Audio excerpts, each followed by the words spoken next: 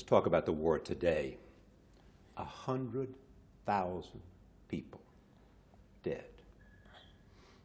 1 million refugees. A country being destroyed. Do you take some responsibility for that? That depends on the decision that I took. From the first day, I took the decision as president to defend my country. So, who killed? That's another question. Actually, the terrorists have been killing our people since the beginning of this crisis 2 years ago, 2 years and a half. And the Syrian people wanted the government and the state institutions and the army and the police to defend them. And that's what's happening. So talking about the responsibility, I took my responsibility according to the Syrian constitution. That said, we have to defend ourselves. Mr. President, you constantly say it's terrorist. Most people look at the rebels and they say that Al-Qaeda and other forces from outside Syria are no more than 15 or 20% of the forces on the ground. The other 80% are Syrians, are defectors from your government, and defectors from your military. They are people who are Syrians who believe that their country should not be run by a dictator, should not be run by one family, and that they want a different government in their country. That's 80% of the people fighting against you, not terrorists. No, we didn't say 80%, for example, or the majority or the vast majority are foreigners. We said the majority, the vast majority are Al-Qaeda or Al-Qaeda offshoots organizations in this region. When you talk about Al-Qaeda, it doesn't matter if he's Syrian or American or from Europe or from Asia or Africa. Al-Qaeda have one ideology and they go back to the same leadership in Afghanistan or in Syria or in Iraq. That's the question. You have tens of thousands of foreigners. That's definitely correct. We are fighting them on the ground, and we know this. But that's 15 or 20% of this. Nobody has real. But that's a realistic look at how many? 20 or 15 to 20%. No, I've said fighters from outside. Nobody knows, because when they are dead and when they are killed, they don't have any ID. You look at their faces, they look foreigners, but where are they coming from? How precise this estimate is difficult to tell. But definitely the majority are Al-Qaeda. This is what concerns us, not the nationality. If you have Syrian Al-Qaeda or Pakistani Al-Qaeda or Saudi Al-Qaeda, what's the difference? What's the matter? The most important thing is that the majority are Al-Qaeda. We never said that the majority are not Syrians. But we said the minority are what they call free Syrian army. That's what we said. Do you believe this is becoming a religious war? It started partly as a sectarian war, in some areas, but now it's not. Because if you talk about sectarian war or religious war, you should have very clear line between the sects and religions in Syria according to the geography and the demography in Syria, something we don't have. So it's not religious war, but Al-Qaeda always use the religions, the Islam actually, as pretext and as a cover and as a mantle for their war and for their terrorism and for their killing and beheading and so on. Why has this war lasted 2.5 years? Because of the external interference, because there's an external agenda supported by, or let's say led by, the United States, the West, the petrodollar countries, mainly Saudi Arabia, and before was Qatar, and Turkey. That's why it lasted 2.5 years. But what are they doing, those countries you cited? Yeah, they have different agendas. For the West, they wanted to undermine the Syrian positions. For the petrodollar countries like Saudi Arabia, they think undermining Syria will undermine Iran on a sectarian basis. For Turkey, they think that if the Muslim Brotherhood take over the rest of the region, they will be very comfortable, they will be very happy, they will make sure that their political future is guaranteed. So they have different agendas and different goals. But at the same time, as I said, you've used Hezbollah and you've gotten support from Iran, from Russia. So what's happening here? Is this a kind of war that exists because of support from outside Syria on both sides? This is cooperation. I don't know what do you mean by support. We have cooperation with those countries for decades. Why to talk about this cooperation now? But then you tell me, what are you receiving from Iran? Political support. That's it? And no weapons, every agreement, no weapons, every no agreement, support, no... No. We have agreements with many countries, including Iran, including Russia, including other countries, that it's about different things, including armaments. It's cooperation like any cooperation between any two countries, which is normal. It's not related to the crisis.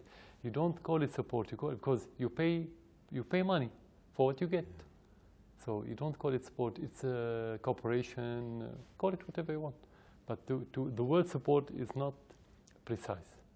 We from Russia, for example, we have political support, which is different from the cooperation. We have cooperation for 60 years now, but now we have political support, which is... Well, but the Russians have said they have ongoing support for you beyond just political cooperation.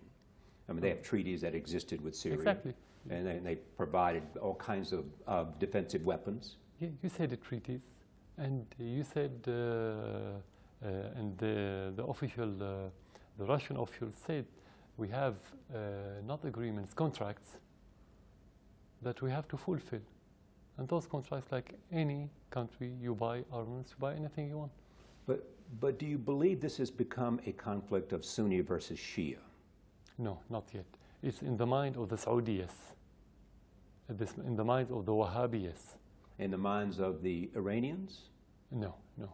Actually, what they are doing is the opposite. They try to open channels with the Saudi, with many other Islamic entities in this region in order to talk about Islamic society, not Sunni and Shia societies. Was there a moment for you, yeah, as you saw the Arab Spring approaching Syria, that you said, I've seen what happened in Libya. Mm-hmm. I've seen what happened in Tunisia. Mm. I've seen what happened in Egypt. Yeah. It's not going to happen to Bashar al-Assad. Mm-hmm. I will fight anybody who tries to overthrow my regime with everything I have. No, for one reason, because the first question that I ask, do I have public support or not? That's the first question that I ask as president.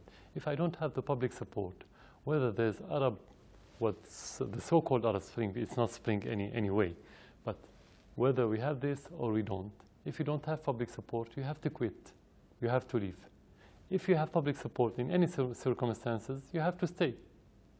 That's your mission. You have to help the people. You have to serve the people. I never said... Yeah, sorry. No, go ahead. When you say public support, people will point to Syria and they say a minority sect, Alawites, control a majority Sunni population.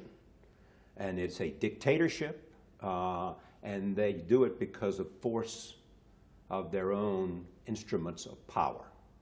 That's what you have, not public support for this war against now it's been other Syrians. Yes. Now it's been 2 years and a half, okay? 2 years and a half, and Syria is still withstanding against the United States, the West, Saudi Arabia, the richest country in this area, including Turkey. And taking into consideration what your question implies, that even the big part or the bigger part of the Syrian population against me, how can I withstand till today? I'm either superhuman or Superman, which is not the case. Or you have a powerful army. The army made of the people. It cannot be made of robots. It's made of people. Surely you're not suggesting that this army is not at your will and the will of your family. How can you, what do you mean by the will of the family? the will of your family. If at the Your will brother is in the military. The military has been every observer of Syria believes that this is a country controlled by your family and controlled by the Alawites, who are your allies. That's the control.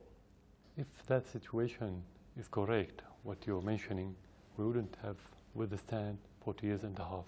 We would have disintegration of the army, disintegration of the whole institution in the states. We would have disintegration of Syria, if that's the case. It cannot be tolerated in Syria. I'm talking about the normal reaction of the people. If it's not national army, it cannot have the support, and if it doesn't have the public support of every sect, it cannot do its job and advance recently. It cannot be the army or the family doesn't make national war. Some will argue that you didn't have the support because, in fact, the rebels were winning before you got the support of Hezbollah and enlarged support from the Iranians, that you were losing, and then they came in and gave you support so that you were able to at least start winning and produce at least a stalemate. No, the context is wrong, because talking about winning and losing is like if you're talking about two armies fighting on two territory, which is not correct. It's not the case. Those are gangs coming from abroad, infiltrated inhabited area, kill the people, take their houses, and shoot at the army. The army cannot do the same. And the army doesn't exist everywhere. They control a large part of your country. No, they took every part. They went to every part where there's no army in it. And the army go to clean, to get rid of them. They don't go and attack the army in area where the army occupied that area and took it from it. It's completely different. It's not correct, or it's not precise what you're talking about. So it's completely different. The army, what the army is doing is clean those areas, and the indication that the army is strong, that is making advancement in that area. He never went to one area and couldn't enter to it. That's the indication. How could that army do that if he's a family army or a sect army? What about the rest of the country who support the government? It's not realistic. It doesn't happen. Otherwise, the whole country will collapse. One small point about American involvement here. The president has gotten significant criticism because he has not supported the rebels more. As you know, there was an argument within his own councils from Secretary of State Clinton, from CIA Director David Petraeus, from the Defense Department, Leon Panetta, Secretary of Defense, and others, that they should have helped the rebels 2 years ago and we would be in a very different place. So the president has not given enough support to the rebels in the view of many people. And there's criticism that when he made a recent decision to give support, it has not gotten to the rebels because they worry about the composition. If the American administration wanted to support Al-Qaeda, go ahead. That's what we have to tell them. Go ahead and support Al-Qaeda. But don't talk about rebels and Free Syrian Army and so on. The majority of fighters now are Al-Qaeda. If you want to support them, you are supporting Al-Qaeda. You are creating havoc in the region. And if this region is not stable, the whole world cannot be stable. With respect, sir, most people don't believe the majority of the forces are Al-Qaeda. Yes, there's a number of people who are Al-Qaeda affiliates and who are here who subscribe to the principles of Al-Qaeda. But that's not the majority of the forces, as you know. I mean, you know that the composition differs within the regions of Syria as to the forces that are fighting against your regime. The American officers should learn to deal with the reality. Why did the United States fail in most of its wars? Because it always based its war on the wrong information. So whether they believe or not, this is not reality. I have to be very clear and very honest. I'm not asking them to believe if they don't want to believe. This is the reality. I'm telling you the reality from our country. We live here. We know what's happening. And they have to listen to people who live here. They cannot listen to only to their media or to their research centers. They don't live here. No one lives here but us. So this is the reality. If they want to believe, that's good. That will help them understanding the region and being more successful in their policies. Many people think this is not a sustainable position here, that this war it cannot continue because the cost for Syria is too high. Too many deaths, 100,000 and counting, too many refugees, too much destruction. The soul and of a country at risk, if it was for the good of the country, would you step down? That depends on the relation between me staying in this position and the conflict. We cannot discuss it just to say you have to step down. To step down, why? And what the expected result? This is first. Second, when you're in the middle of a storm, leaving your country just because you have to leave without any reasonable reason, it means you're quitting your country, and this is treason. So it would be. You're saying it would be treason for you to step down right now because of your obligation to the country. Unless the public wants you to quit. And how will you determine that? By the 2.5 years with standing, without the public support, we cannot. We cannot withstand 2.5 years. Look at the other countries. Look what happened in Libya and Tunisia and Egypt. Do you worry about that? What happened to Gaddafi? What happened to... No, we are worrying that the rebels are taking control in many countries. And look at the results now. Are you satisfied as American? What are the results? Nothing. Very bad. Nothing good. There was a report recently that you had talked about, or someone representing you had talked about some kind of deal in which you and your family would leave the country if you were guaranteed safe passage, if you were guaranteed there would be no criminal prosecution. Mm-hmm. You're aware of these reports? Yeah. We have this guarantee from the first day of the crisis. Because of the way you've acted? No, because the agenda that I talked about, some of these agendas wanted me to quit. Very simply. So they said, we have all the guarantees if you want to leave, and all the money and everything you want. Of course, you just ignore that. So you've been offered that opportunity. Yeah, but it's not about me again. It's not my fight. It's not the fight of the government. It's the fight of the country, of the Syrian people. That's how we look at it. It's not about me. It's not about you. It's about every Syrian. What, in the end, what's the end game? Okay, of this war? Yes. It's very simple. When the Western countries stop supporting those terrorists and making pressure on their puppets country and client states like Saudi Arabia and Turkey and others, you will have no problem in Syria. It will be solved easily because those fighters, the Syrian part that you're talking about, lost its natural incubators in the Syrian society. They don't have incubator anymore. That's why they have incubator abroad. They need money from abroad. They need the moral support and political support from abroad because they don't have any grassroots, any incubator. So when you stop this smuggling, we don't have problems. Yeah, but at the same time, as I've said before, you have support from abroad. There are those who say you would not be able to survive without the support of Russia and Iran. No, it's not me. I don't have support. Your government would not be able to support. Not me. All Syria. Survive. Every agreement is between every class and every sector in Syria. Government, people, trade, military, culture, everything. It's like the cooperation between your country and any other country in the world. It's the same cooperation. It's not about me. It's not support for the crisis. I mean about your government. Yeah. You say that the rebels only survive because they have support from Saudi Arabia and Turkey and the United States and Qatar, perhaps. The difference. And I'm saying that they say you only survive because you have the support of Russia and Iran and Hezbollah. The external support can never substitute internal support. Can never. For sure. And the example that you have to look at very well, Egypt and Tunisia. They have all the support from the West and from the Gulf and from most of the countries in the world. When they don't have support within their country, they couldn't continue more than how many weeks? 3 weeks. So the only reason we stand here for 2.5 years because we have internal support, public support. So any external support, if you want to call it support, let's use this word, it's going to be additional, but it's not based to depend on more than the Syrian support. You and I have talked about this before. we remember Hama and your father, Hafez al-Assad. He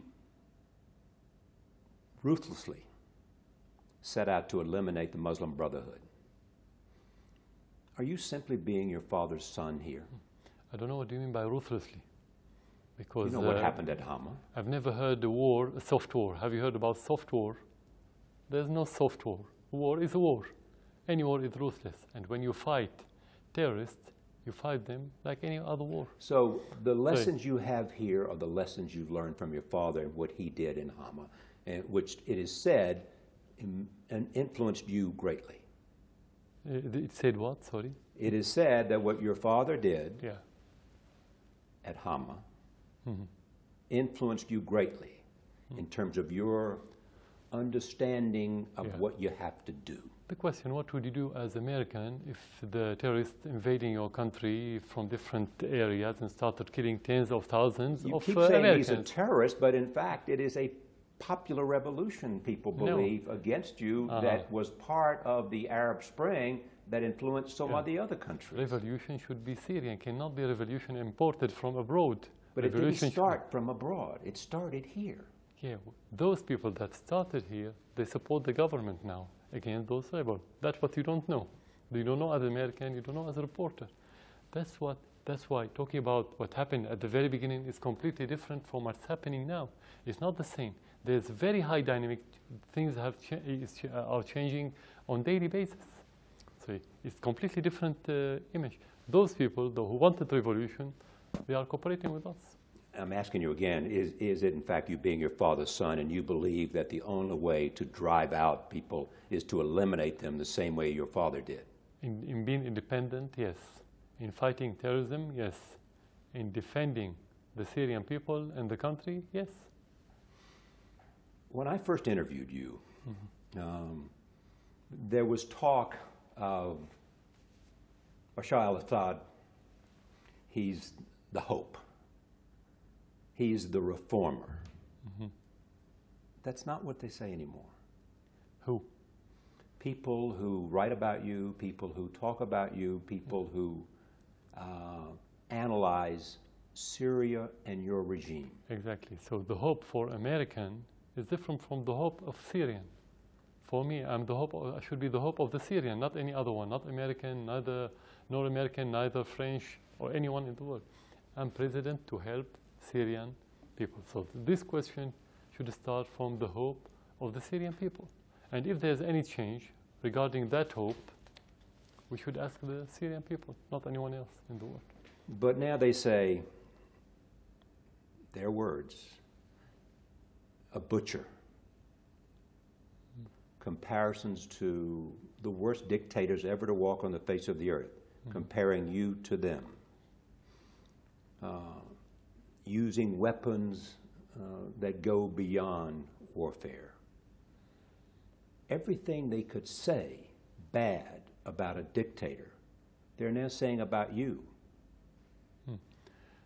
First of all, when you have a doctor who cut the leg to prevent the patient from the gangrene, if you have to, we don't call him butcher, we call him a doctor. And I thank him for saving the lives.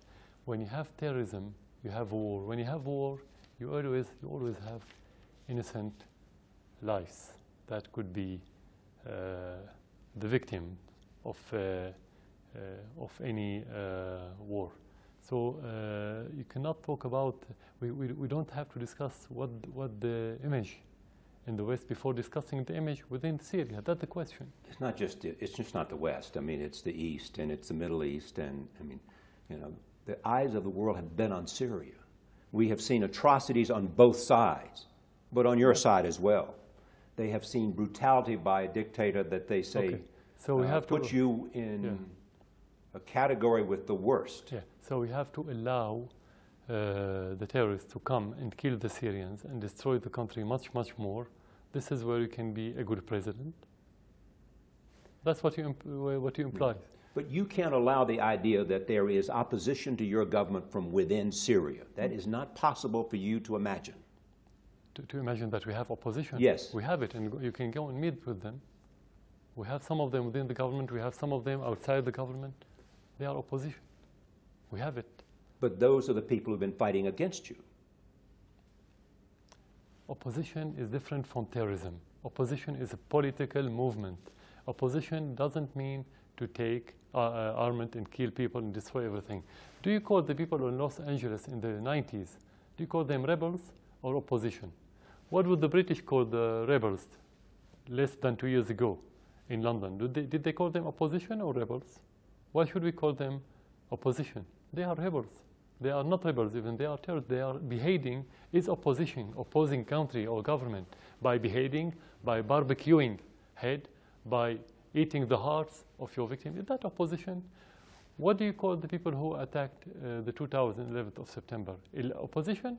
Even if they're not American, I know this. But some of them, they have, I think, nationality. I think one of them has American nationality. Do you call him opposition or terrorist?